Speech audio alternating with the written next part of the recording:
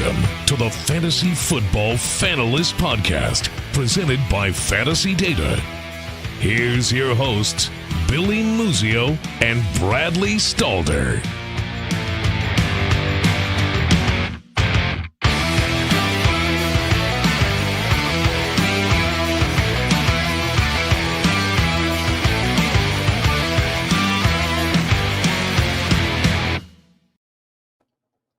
And welcome into another episode of the Fantasy Football Fanalist Podcast presented by Fantasy Data. I'm here, your host, Bradley Stalder. You can follow me on Twitter at FFStalder. You can follow Fantasy Data at Fantasy Data NFL. You can also find my co-host for Friday's podcast, Billy at FFMuzio. And of course, we want to just shout out Fantasy Data. We've had a heck of a year. Billy has finished in the top 3 in the FantasyPros Accuracy, top 10 3 times in the FantasyPros Accuracy contest. But I come to you tonight with great news that I, your code breaker, your tight end whisperer, Bradley Stalder, finished number 1 overall for Week 17. And if Billy was here, he would press the applause button. Yay! But really, it's not about me. I mean, really, it's not about me. It's about looking at everyone else and seeing what the market is telling me about players. Part of my process is initially taking a look at the consensus rankings. You know, this is part of the process. I usually do this on Thursdays, right before Thursday Night Football, maybe a couple hours before, and I make some initial adjustments. But we didn't have Thursday Night Football, so this was a great advantage. Could load the players on Saturday, and then look at where the consensus is ranking the players. So instead of saying, well, I think this player is going to be here, I think this player is going to be there, I was able to eliminate a lot of misses and increase my hits on getting players correct or at least above consensus. Because the way you win the accuracy contest for Fantasy Pros, it's not about you making right calls. I know, an accuracy contest is not about making right calls. It's not. It's about making better calls than your competitors. And it's about 175, 200 other experts that you're competing against in this contest. So comparing their thoughts to what you think, and this is channeling the I know better. I know better than this player, than these players. Now, there are some players I don't know better than. So I trust them a little bit more. So if there's a general consensus of players who believe in a particular player more than me, I'll probably tend to rank them higher. It's about breaking the code. It's about deciphering what the market is telling me. And so looking over the past few weeks, 3 out of my last 4 weeks have been in the top 10 of the Fantasy Pros ranking. Now, this is the first year of me figuring out how am I going to accurately rank. But really, it comes down to when do I load the ECR, the expert consensus rankings. Normally, I would load on Thursday, but we didn't have Thursday Night Football, so I loaded on Saturday. Thankfully, Billy and I had Draft Buddy at Draft Buddy, so I'll give you a shout out here. Coming on, Mike McGregor came on the podcast on Saturday, and we were able to knock each other down or build each other up for these rankings. Now, Billy has finished number 1 overall before this year, and Mike, going into Week 17, was the number 1 overall ranker on Fantasy Pros for the season. So these are 2 of the sharpest minds in the industry when it came to rankings. And to be able to go back and forth and push and pull and prod and express your opinion, and that's part of an important process that I think a lot of fantasy managers and experts miss out on. Like, there's the Twitter sphere. Like, oftentimes, like, you go on Twitter, follow me on Twitter at FFStalder, and you can see some of the tweets that I have and get some more information, and I'll love to interact with you. But most of the interactions on Twitter are with casual fans or with hot takes. And being accurate is not about having hot takes. It's being a little bit lower, a little bit higher than what the group think is, and making that right call. And there were a couple players that I was very high on this week relative to consensus. I was really high on Rashad Penny. He was facing Detroit's rush defense that was very bad, and he had 200-yard rushing games over the past 3, and the one game he missed, like a lot of people were holding that against him. He left early because of injury. So there's no way that like Rashad Penny was going to go away. Okay, so this was definitely a player that I wanted more of, and I ranked him at 7, and that was a big hit. There were other players that I think I just got lucky on. I think I got lucky that a lot of players forgot to put in Mike Evans. There were a lot of not ranked Mike Evans in the Fantasy Pros Expert Contest, Billy being one of them, kicking himself. He's worried about bigger stakes than an accuracy contest. There's no like financial payout from what I understand, but like that's a big deal. Other players that I was higher, lower on, I was lower on Zeke. Consensus was, I think, like 16 or so, and I had him at 20.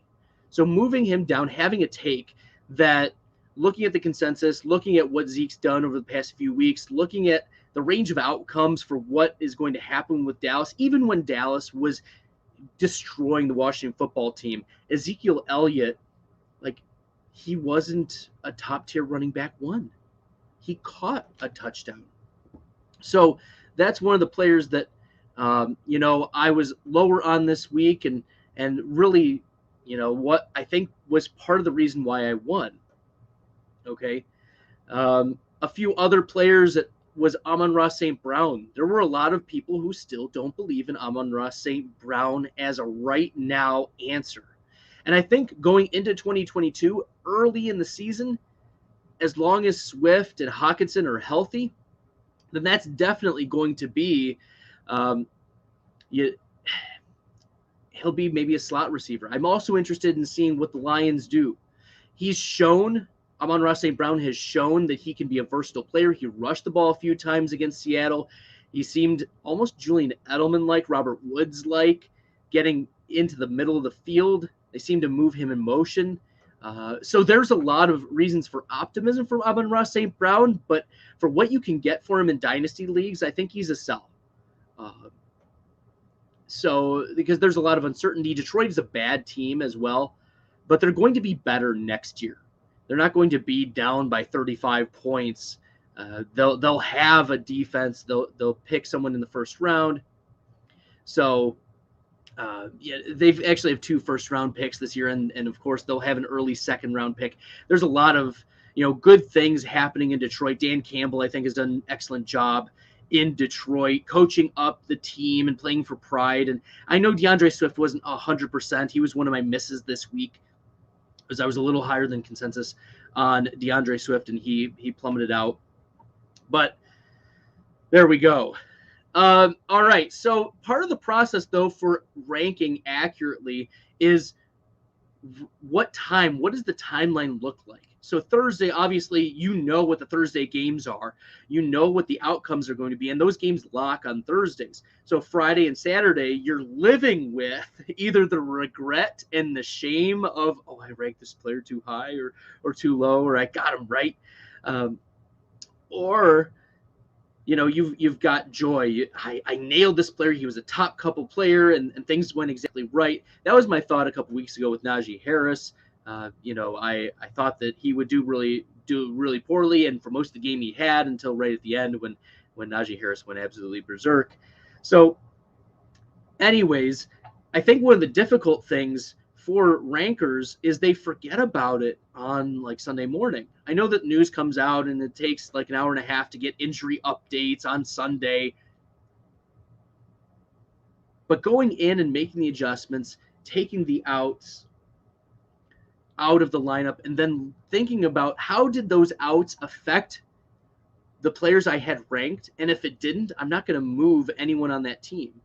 But if the players would affect them, I want to be a little bit higher than the consensus on that player, just so that I can earn like that 1 or 2 or 3 point edge over consensus if they hit, because they're more likely to hit. They're going to play, right? Those players who are active are more likely to score points, more likely to not put up a 0.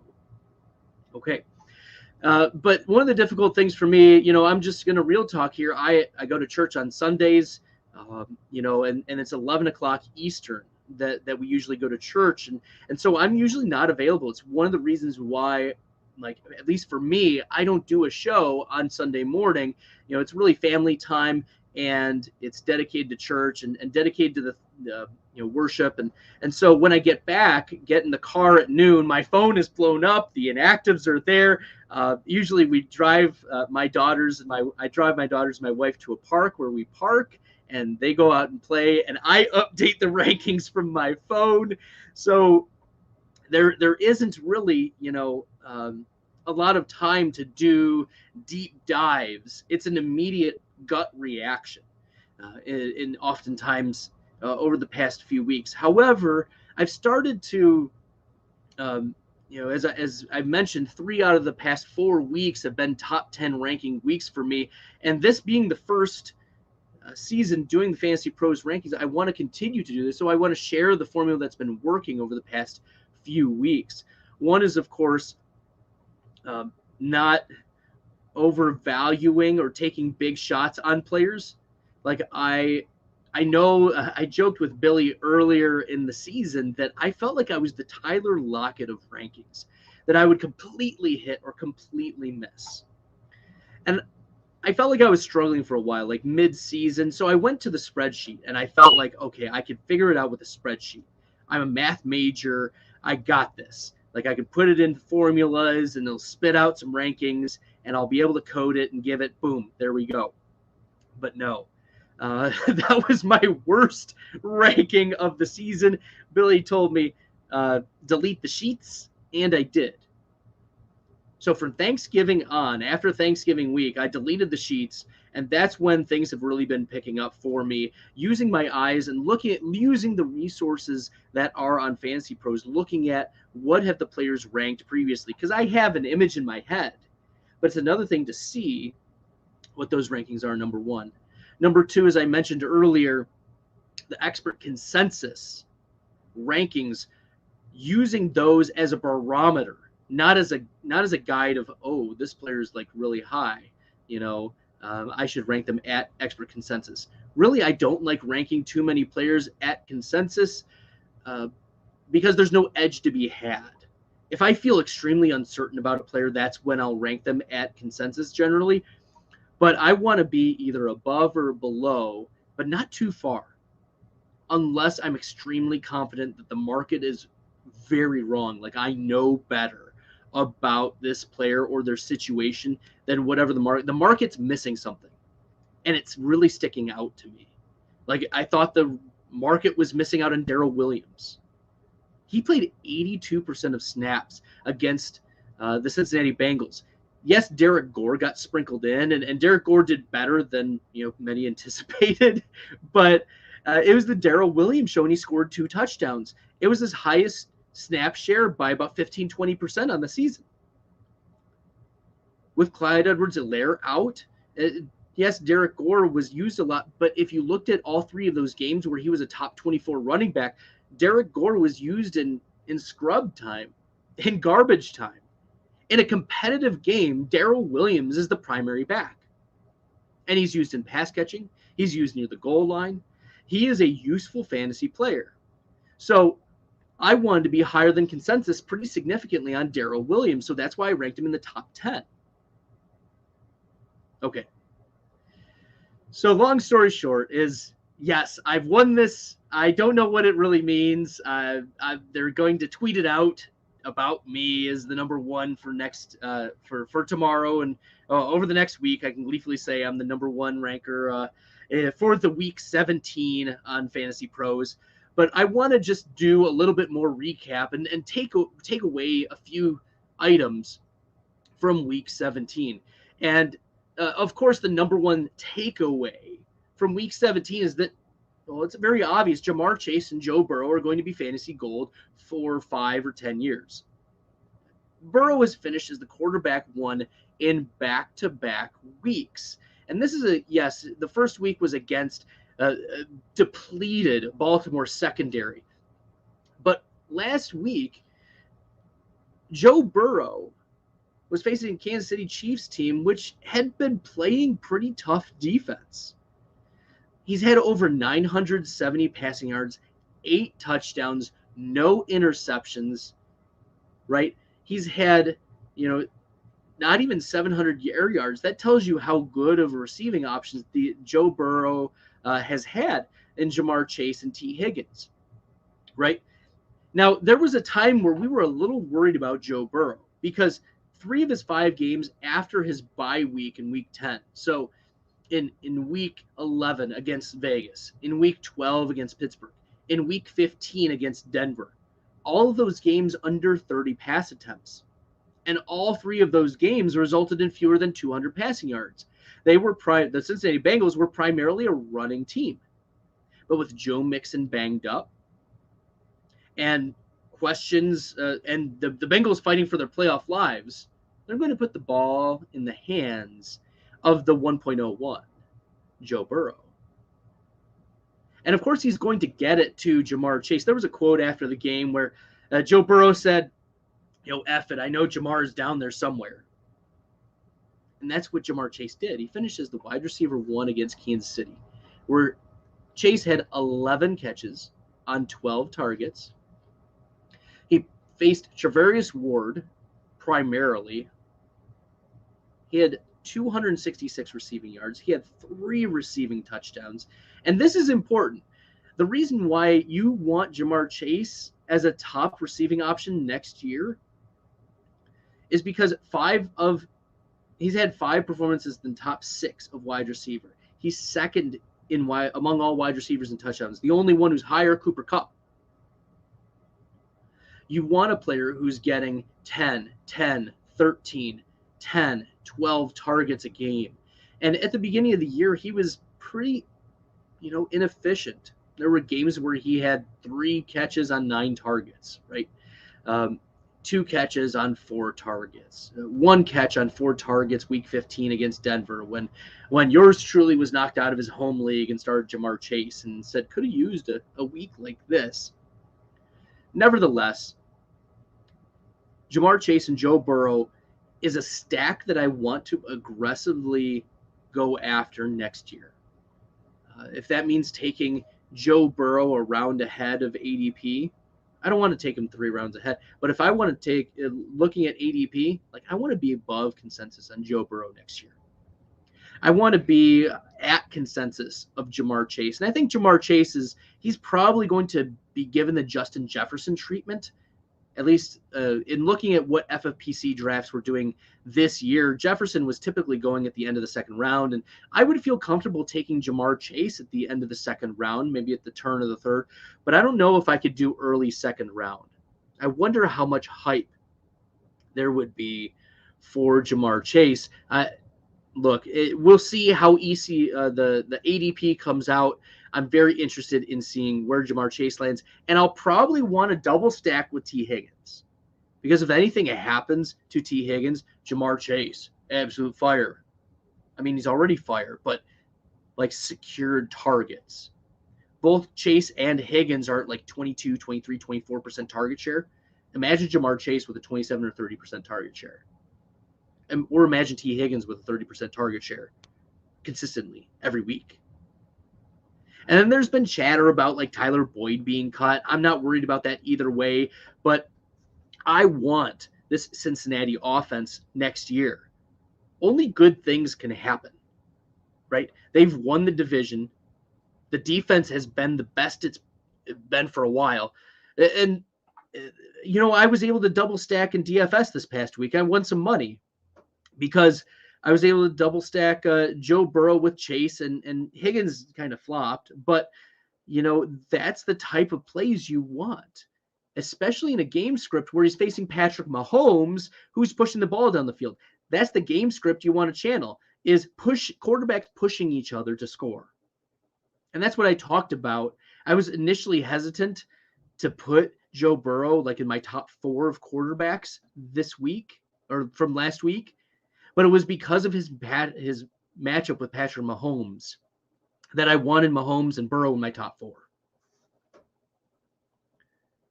The second takeaway, Saquon Barkley.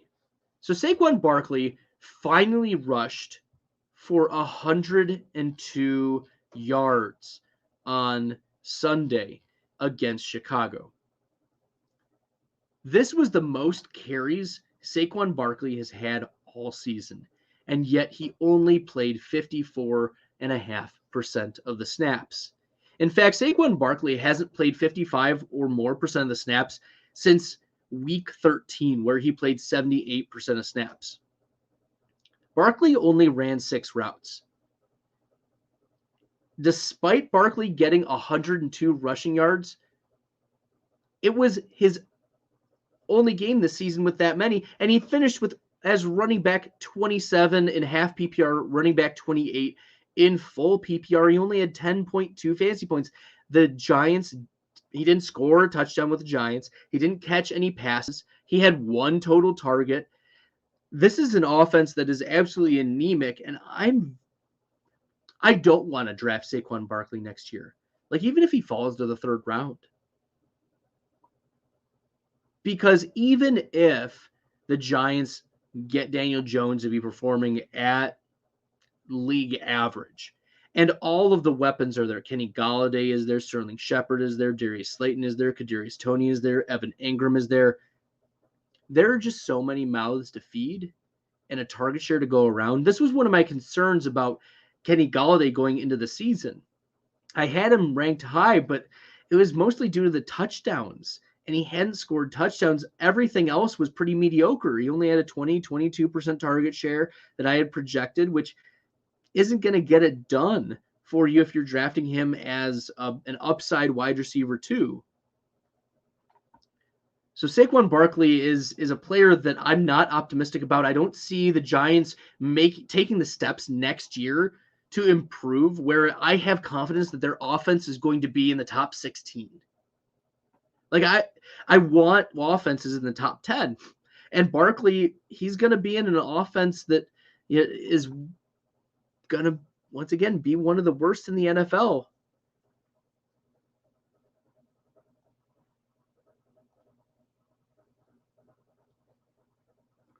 The third takeaway from this week is that quarterbacks matter. Okay. And I apply this to specifically 2 wide receivers, that their quarterbacks matter. Justin Jefferson finished as the wide receiver 40 in week 17 against Green Bay. And now he's facing Eric Stokes.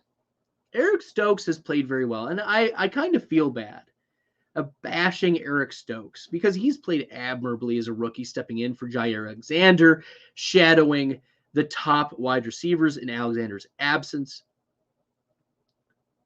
But Sean Mannion is an extreme downgrade from Kirk Cousins, and that was on full display in the Packers game. Why are you not running the ball with Dalvin Cook? It makes no sense. Pass the ball down the field to Justin Jefferson. Now you're saying, Bradley. Justin Jefferson still got 11 targets. Yeah, he still did. And Justin Jefferson still had 6 receptions. Yeah, he did. But in half PPR, Justin Jefferson finishes wide receiver 40 because those 6 receptions turned into, 11 targets turned into 64 air yards. Doing the math, that's less than 6 yards per target. Air yards per target. That's not going to get it done. We should be grateful for Kirk Cousins, and so should the Minnesota Vikings. Kirk Cousins matters as a quarterback. He's able to sustain Justin Jefferson. In fact, this was Justin Jefferson's worst performance since week 8 against Dallas. Now, week 8 against Dallas, he only ran 27 routes, only had 4 targets, 56 air yards. He was wide receiver 75 in full PPR. The only other bust week this entire season, week 1 against Cincinnati, where Jefferson had 9 targets, 5 receptions, 108 air yards. I know it was cold. I know Green Bay is playing for everything. I know it's Lambeau Field. But the game script called by the Vikings, Mike Zimmer is probably going to be on his way out. I wouldn't be surprised. So quarterbacks matter, and calling for Kirk Cousins' head, even though, the Twitter sphere went angrily after Kirk Cousins for not being vaccinated and being out of the game. And look, the Vikings were on the outside looking in anyways. This was a lost season for them for how talented their entire roster is. They just seem to be missing like 1 or 2 pieces to put it all together, including the head coach, play calling. But quarterbacks matter. Kirk Cousins is good for Justin Jefferson. Let's not look to change quarterbacks, Minnesota. The other quarterback that I want to talk about that matters, or I guess doesn't matter in this instance, is Sam Darnold relating to DJ Moore. Carolina, once again, we talk about lost seasons, but Carolina has really lost this season. They started so strong, and so was the start for DJ Moore. DJ Moore started as 3 of the first 4 weeks as a top 12 PPR wide receiver. And I mean, he's still getting the targets over the last 5 weeks, 10, 10, 11, 11, and 8 targets. But in those weeks, wide receiver 23, 33, 20, 45, 66, he's barely delivered a mid wide receiver 2 ceiling.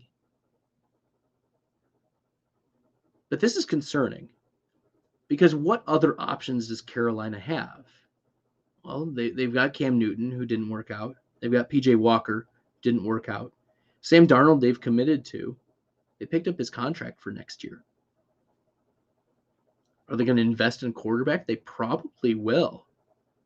It'll be Sam Howell. I mean, the hometown guy playing for Carolina, I guess. That's a possibility.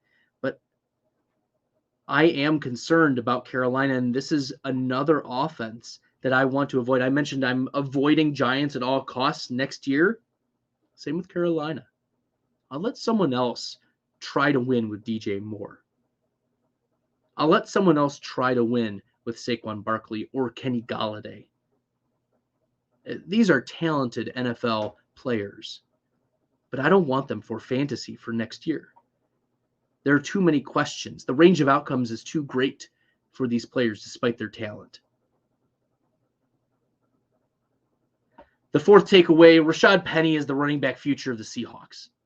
I mean, have you seen Rashad Penny lately? He's got burst. He's got speed. And remember, Rashad Penny was a first-round pick out of San Diego State. He's not even 26 years old, despite this being his 4th season. And he came into the league with 4.46 speed and a 92nd percentile speed score. And over the past 4 weeks, as I've mentioned, he's had the number 3 running back finish against Houston, the number 38 finish against the Rams, and that's the game he left early from, mostly DJ Dallas game.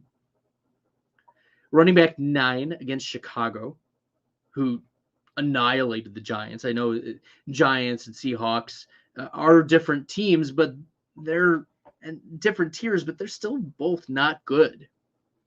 And so for Rashad Penny to have 135 total yards, pretty good. And then, of course, the running back 1 this week, week 17. The Seahawks may draft running backs in the later half of the NFL draft, the 2022 draft, but I don't see a smart GM making a pick or pulling the trigger on a 2nd round or 3rd round running back. The Seahawks have too many needs. They can't draft a running back in the 1st round because they traded that pick for Jamal Adams. The Seahawks are going to have to trade Russell Wilson if they want any hope of resetting that franchise. They need picks. They need talent. They have some pieces in DK Metcalf, but you're not going to move Metcalf. You've got a piece in Lockett, but who's going to pay market value for a wide receiver you just locked up a year ago? So that's really not what, I will be drafting Rashad Penny if he's in like the running back dead zone. I think he's one of those players that will end up there. Maybe in the 6th round. I don't know if Penny gets the 6th round, but if he's there, I'd want to take him. I think he's shown enough. And I think that there's enough risk to drive down his ADP given the offense. But we saw that Seattle in a bad offense, in an efficient offense, but a low offensive play calling offense, still was able to give Rashad Penny the carries that he needed. 16, 17, 25 carries. So Rashad Penny, at least for 2022, is going to be the running back for the Seahawks. My 5th takeaway from this week, Trey Lance. And I think Trey Lance did enough. Trey Lance finished as the quarterback 9 on the week. And there was a little worry. There was some Twitter chatter about how Trey Lance was not getting the ball to the likes of Deebo Samuel or Brandon Ayuk or George Kittle. And while some of those concerns were valid at the beginning of the game, he really leveled up his yards per attempt. 10.8 yards per attempt, 257 air yards, almost a 70% completion percentage. Yes, only 23 attempts, and yes, it was against Houston. But he had 2 passing touchdowns, 31 rushing yards. Trey Lance, 30 rushing yards is 75 passing yards. That's the equivalent of, add those together, we're talking 325 equivalent passing yards. And 2 passing touchdowns.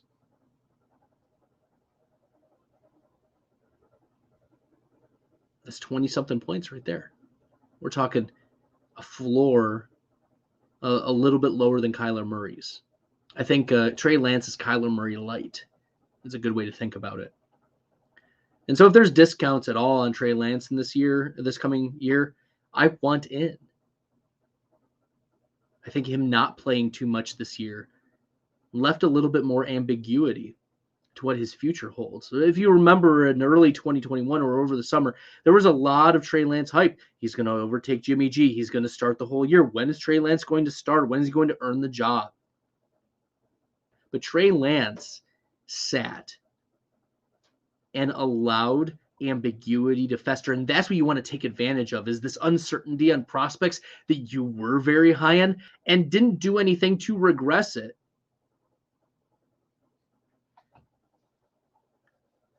Like, Trey Lance hasn't done anything wrong. He's only put up 41, 89, and 31 rushing yards in the 3 games where he played significant snaps. And he's on an offense that has George Kittle, that has Brandon Ayuk, and Deebo Samuel. So while I may be fading pass catchers for next year, because I don't think Trey Lance has 40, 50 attempt games in him and 5 passing touchdown games in him, he himself, he reminds me maybe almost of Jalen Hurts in that way. He's a good island play. He's a good, you got screwed on your stack, someone sniped you, and you need an island play. And Trey Lance is going to be an island play. He's going to be a back-end quarterback 1. And that's what he was against Houston. Imagine Trey Lance getting all of the quarterback 1 snaps in the preseason, over the summer in minicamp.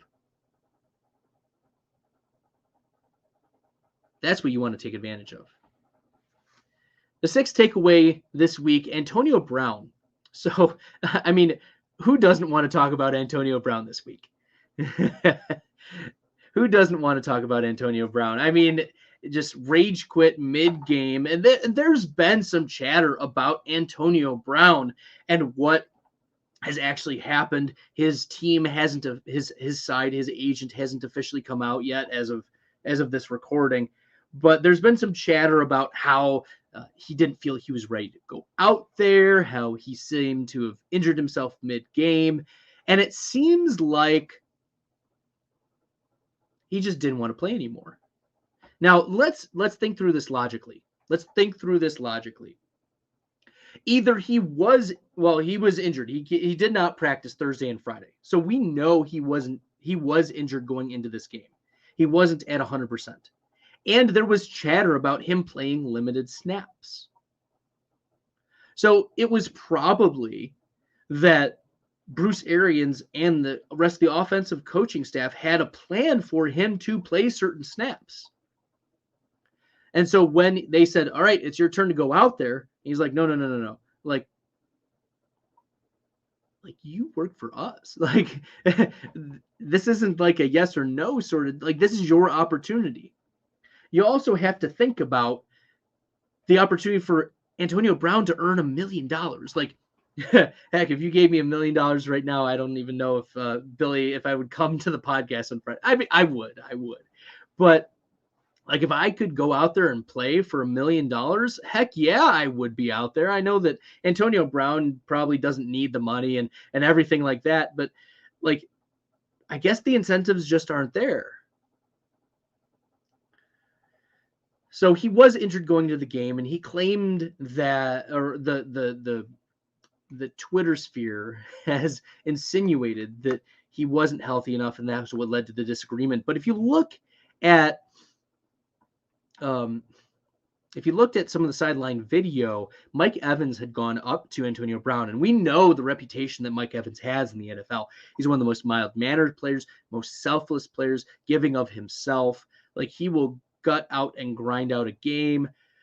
He's considered a consensus great teammate, a support. He goes over Antonio Brown, still can't do anything.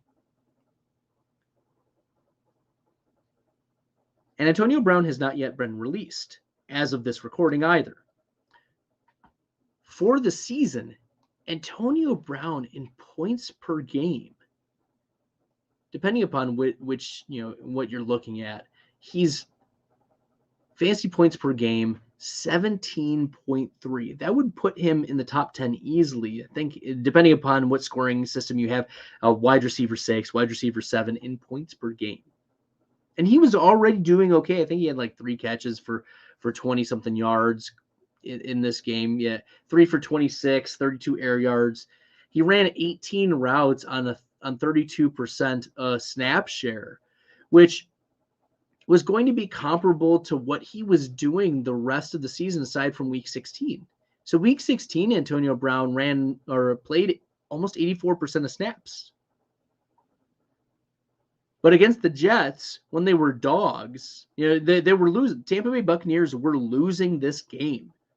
And it had to be a win, right? They had to get the win to have any chance, at catching the Packers. The Packers ended up winning anyways. But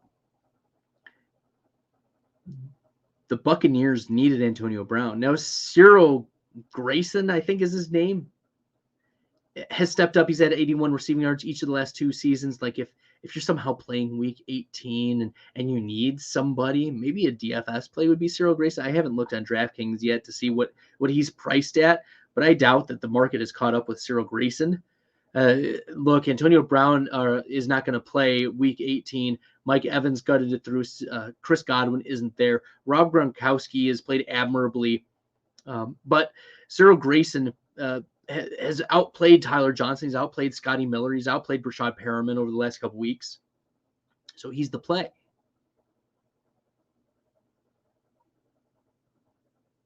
Antonio Brown, will he play for another NFL team? Josina Anderson just came out a couple hours ago and said that if any other team wants Antonio Brown to play for them, he would be willing to.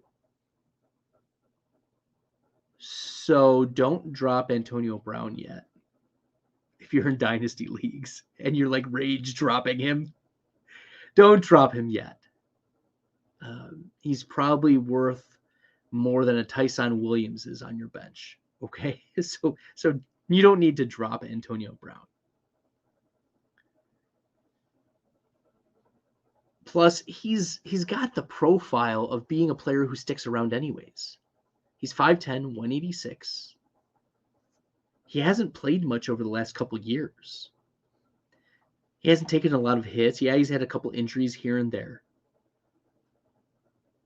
But I'm sure that there's going to be another team just to go YOLO and pick up Antonio Brown next year on a Super Bowl run. I mean, we saw the Rams do something similar with Odell Beckham. Odell Beckham, while he's not quite the diva of Antonio Brown, like you can see the similarity of diva mentality. And yet, look at Odell. He's had more touchdown receptions, or as many touchdown receptions as he had with the Browns his entire career with the Browns. He just had that in a couple weeks with the Rams. So, yeah, this is an Antonio Brown hold situation. I know there's temptation to drop him. Don't drop him quite yet. Just wait, because he is the type of player who can change the game.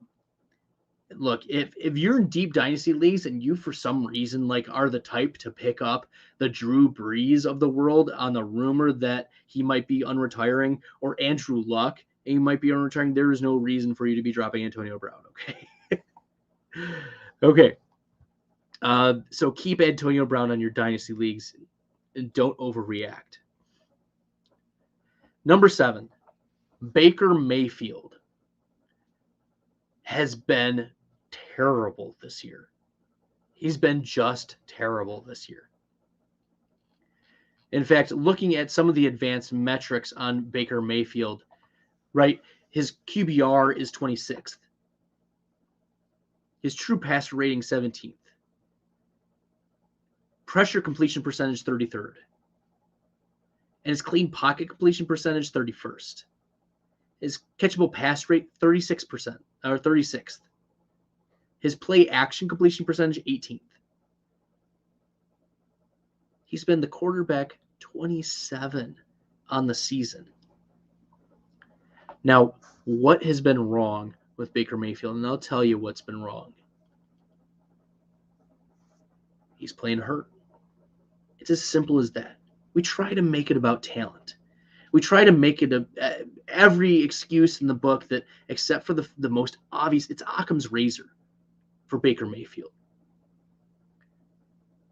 Right at the beginning of the season, the first couple games, Kansas City and Houston, 75% completion percentage, 90% completion percentage, 321, 213 passing yards.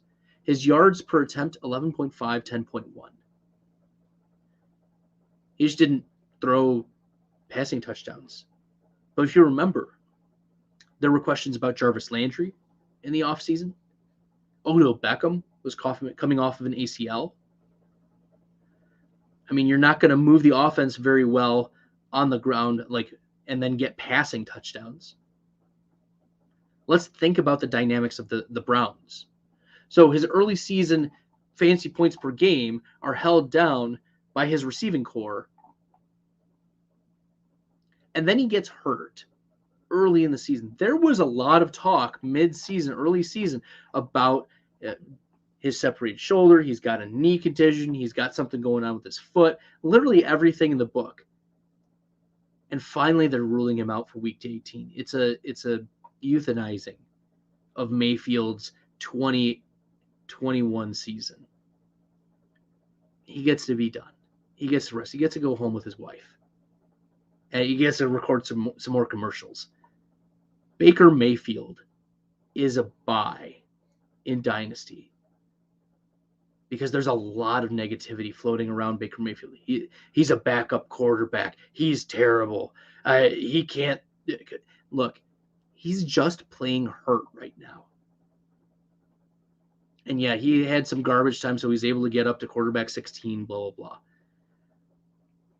But he played well when he was not hurt, All of the peripherals were there for him at the beginning of the season, and then they just fell off. And even in week 4 against Minnesota, like a 45% completion percentage, 155 passing yards, he had 348 air yards. Only against Baltimore in week 12 did he have more, with 353. He was willing to chuck it down the field, but when you're getting drops from Donovan Peoples-Jones, when Austin Hooper's dropping the ball, when David Njoku is not making catches in the end zone, the Browns have not been converting for Baker. I was watching the game last night, and there were 4, 5, 6 dropped passes that hit Browns receivers in the hands. Baker Mayfield's 42% completion percentage yesterday is not the whole story. He's putting it there. And his wide receivers or his tight ends or his running backs are just not making the plays. So I'm making excuses, I know, for Baker Mayfield, but he's a perfect buy low quarterback 2 in Superflex leagues. Because the Browns will have high draft capital. And I think that there's an opportunity for an alpha in this draft class to step up in a Browns uniform for Baker Mayfield to connect with. I'm not sure who the Browns are going to draft, but I think that, one of the biggest needs for the Browns is a sure-handed alpha wide receiver that Jarvis Landry can complement. Jarvis Landry is the perfect number 2 wide receiver. We'll see if he's still playing. I really like Anthony Schwartz. If there's a player that I'm taking a deep shot on and trying to pry away from my dynasty league mates, it's Anthony Schwartz. Because I like some of the measurables that Schwartz has. He's a rookie this year, obviously, 3rd round pick. His player profiler comp, Curtis Samuel. And you're thinking to yourself, well, Curtis Samuel, he didn't play well this year. Yeah, because Curtis Samuel was hurt. Anthony Schwartz, 99th percentile 40-yard dash, 84th percentile speed score. This guy's 6 foot 186. Who's another player 6 foot or below 186? We just talked about Antonio Brown.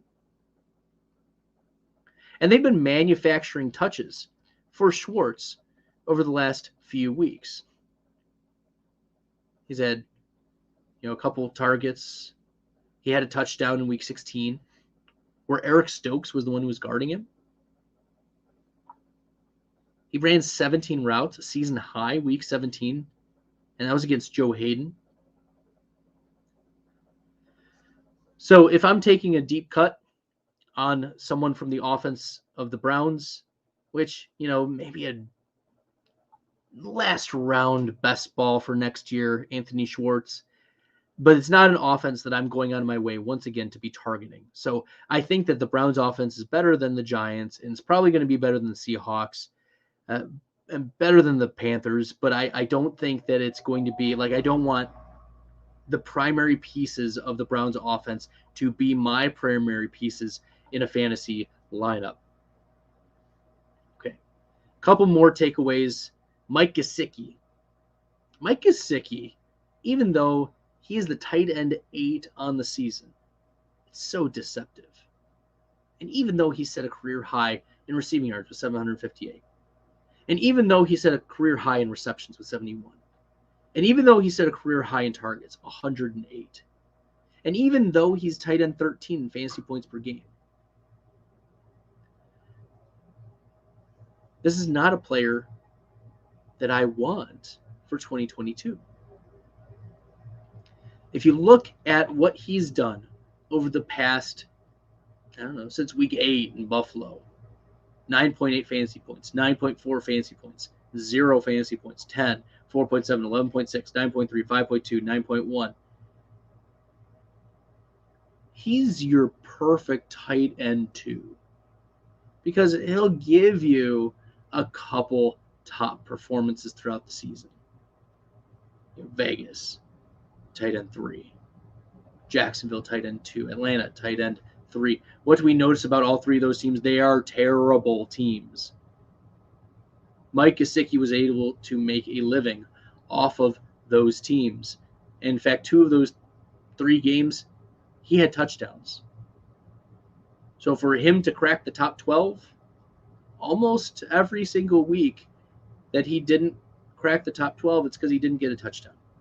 In fact, Gesicki only had 2 touchdowns on the season because the Miami offense isn't that good.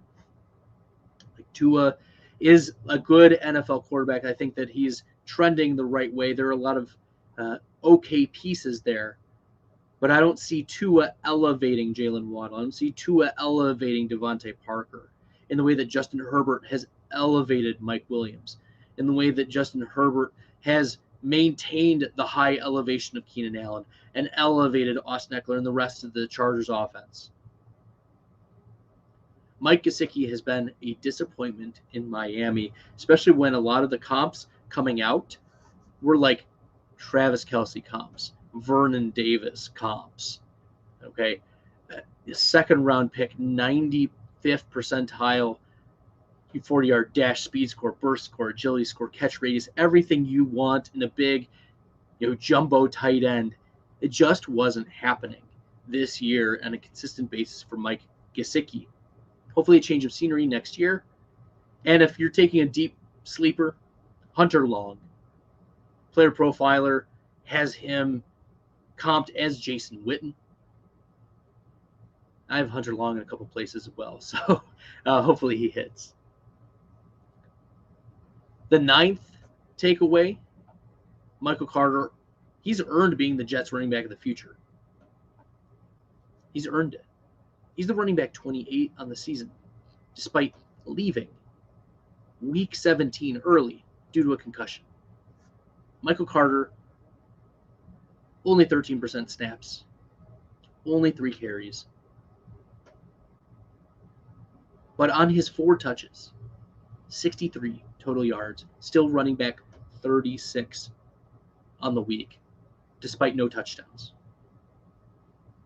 And against the Tampa Bay run defense. Yeah, they're missing Shaq Barrett, but still very tough rushing defense. And we've seen ceiling from Michael Carter in that Cincinnati 14 target game. That's, he hasn't had more than 6 targets in any other game.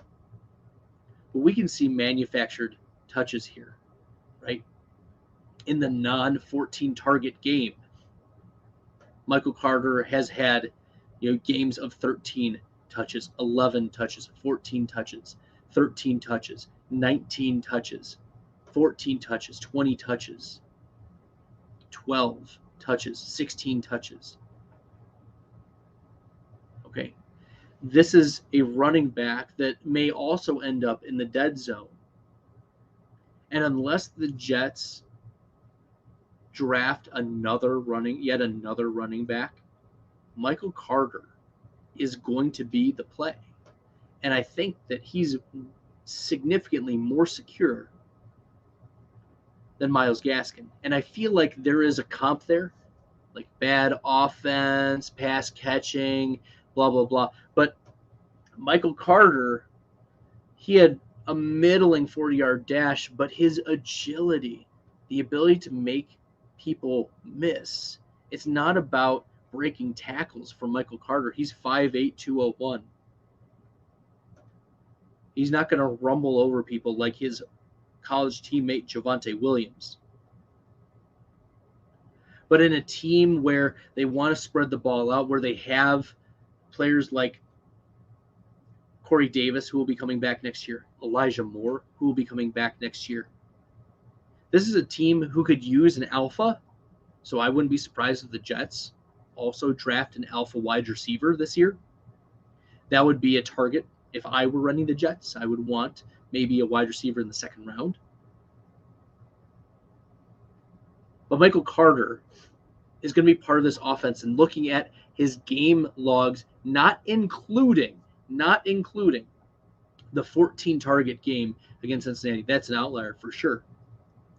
But still, he's had running back 17 in full PPR, running back 12, running back 14, running back 24, running back 25 in a part-time role. Let's also not forget about Michael Carter. He had a nasty ankle sprain this season, and he had to work his way back from that. So, of course, there's going to be tempered touches and tempered expectations for Michael Carter, but he's going to be a player that I would be interested in drafting once again in an island, an isolation. Like, I don't want a lot of Jets on my team. I won't go out of my way to target a Corey Davis, maybe Elijah Moore. I would include Elijah Moore, but I don't want Zach Wilson. I don't want any of the tight ends, anything like that. Michael Carter, running back of the future, of the New York Jets. And the last takeaway is that I'm not convinced about Matthew Stafford or about Dak Prescott for the playoff run. I am concerned about their outputs over the last few weeks. Looking at game logs for Stafford, he's been the quarterback 11 against Seattle. You'd expect like quarterback 5, quarterback 4. He's been the quarterback 24 against Minnesota. Things just went terrible for Stafford in Minnesota. Against a depleted Baltimore secondary, he wasn't even a quarterback 1. In fact, Stafford hasn't had, 10 yards per attempt since week 1 against Chicago. And he's had one game since after week 8 where he's had 9 yards per attempt. 1. So he's been really hitting Cooper Kupp. I think the missing Robert Woods in this offense is significantly hurting. But I am concerned that Matthew Stafford isn't going to get over the hill without something turning around. He's got to make better decisions. He's got to trust his new offensive weapons a little bit more. Odell Beckham. Van Jefferson isn't great, okay? I mean, he's going to be for fantasy. He's going to get points. But when it comes to real-life NFL, Van Jefferson isn't a wide receiver 2 on an NFL team. He just doesn't fit that profile. He's a decent wide receiver 3. But I'm also worried about Dak. Because Dak could be, we've seen ceiling for him at the beginning of the season. Quarterback 7, quarterback 3, 9, 2, 3. But against Arizona, right, he did have 3 passing touchdowns and 20 rushing yards. But his yards per attempt, 5.9. This was a grinded-out game against Arizona. If they face a grinded-out game, I don't have a lot of optimism that Dak Prescott is going to be able to take that next step up. He's been quarterback 2 and quarterback 5 over the last 2 weeks, but Washington just doing terrible. Arizona is also on a downward spiral. And he loses Michael Gallup. So I am concerned about that. Dalton Schultz has played admirably. CeeDee Lamb has not played well. Amari Cooper finally getting some looks. But I am a little worried about Dak Prescott because before these 2 games, we've seen outside the top 20 for quarterback. So luckily he bailed out fantasy managers with 3 passing touchdowns, but only 226 passing yards. So those are the takeaways from week 17. I really do want to thank everyone for watching and listening and giving some love. Bobby was able to stop in and say he's drinking a Mike Hard and enjoying wisdom. Yeah, thanks for the support. Appreciate you, Bobby. Okay. And one of my league mates, Steven, picked up Penny late in the season. So congrats to you, Steven, for winning the ship. And it's just been a great ride. I'm hoping to follow the similar formula for this last week. Week 18 is the last week of the Fantasy Pros Accuracy Contest. I don't think I'll finish, in the top 10 on the season or anything close to that. But it has been encouraging 3 of the last 4 weeks finishing in the top 10. So I really am grateful for Billy, for Mike from draftbuddy.com last week. I want to shout out Mike Patch as well, Fantasy Data, because ultimately he's the one who has given me the shot of running things and doing good work working with Billy on the Fantasy Football Fanalists podcast presented by Fantasy Data. So I really want to thank everyone who supported me in this process, especially my wife and her putting up with taking the girls to the park during the rankings time. And my hope is to continue to give some thoughts and encourage this process. And just like you've seen some of the people comment, I really do encourage those comments so that it can continue to improve the process of both what I'm thinking, what you're thinking as we go forward in this year. Billy and I will be back on Friday to discuss Week 18 rankings, and also we're going to have another special guest on Friday. We're going to talk rankings, and we're also going to talk player props and games. So that's going to be not a new edition. We've done Prize Picks before, but if you haven't done Prize Picks, first-time depositors, use the promo code FFF for a $100 match, 100% match up to $100. PrizePicks.com, and you can download the app. Essentially, you do player props. In parlay format, 3 to 5 players you can choose overs or unders for their particular stats or fantasy points. And if you use the promo code FFF, you get a 100% deposit match up to $100. Make sure that you do that and pay attention to some of the picks we'll be making here at the end of the week on Friday, 9 p.m. Eastern, 6 p.m. Pacific. Thank you, everyone. Really appreciate you tuning in. Good luck if you're playing in Week 18, and if you're not winning in Week 18 or playing in Week 18, hope you won the ship.